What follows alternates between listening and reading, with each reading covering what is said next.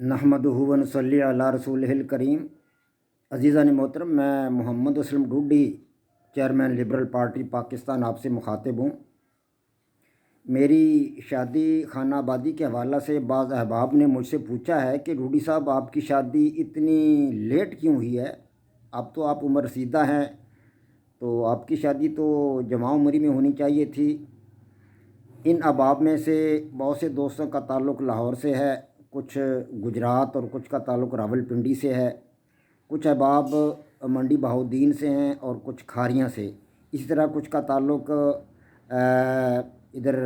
کراچی سے ہے، اور سنگڑ سے کچھ لوگوں کا تعلق ہے۔ یہ میرے سب دوست ہیں اور احباب ہیں، اور میری پارٹی سے ان کا تعلق ہے، تو وہ حیران تھے کہ اسلم صاحب کی شادی جو ہے، ڈوڈی صاحب کی شادی اتنی لیٹ کیوں ہوئی ہے۔ تو عزیزان محترم، میں آپ سے بتا دوں کہ میرے علاقہ کے لوگوں کو تو پتہ ہے، تاہم آپ جو دوست احباب دور رہتے ہیں، آپ کے علم میں نہیں ہے کہ آج سے 1.5 سال قبل میری پہلی بیگم ایک ایکسیڈنٹ میں شہید ہو گئی تھیں۔ وہ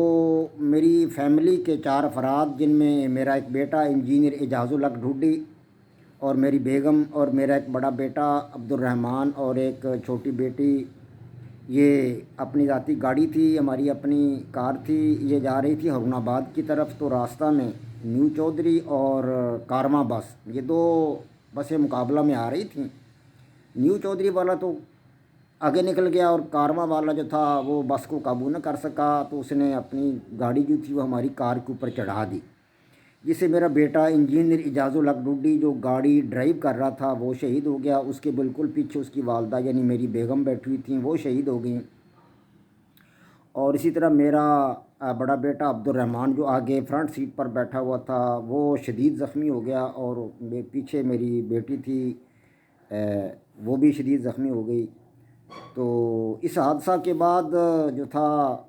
بچے 2 جو تھے، وہ جو زخمی تھے وہ تو ٹھیک ہو گئے تھے بعد ازاں، تاہم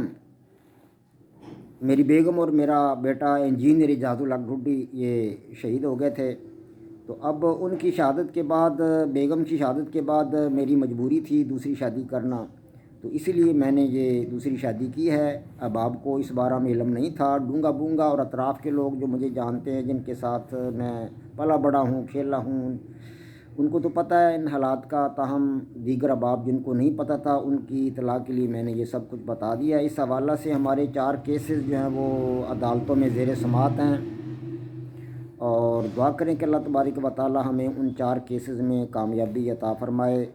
اللہ پاک نے میرے پر بڑا فضل کیا ہے، انتہائی اچھے خاندان یعنی خاندان قریش،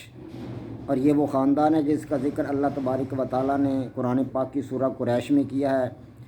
قرآن پاک میں اللہ تبارک و تعالی نے بہت ساری دیگر اقوام کا ذکر بھی کیا ہے، لیکن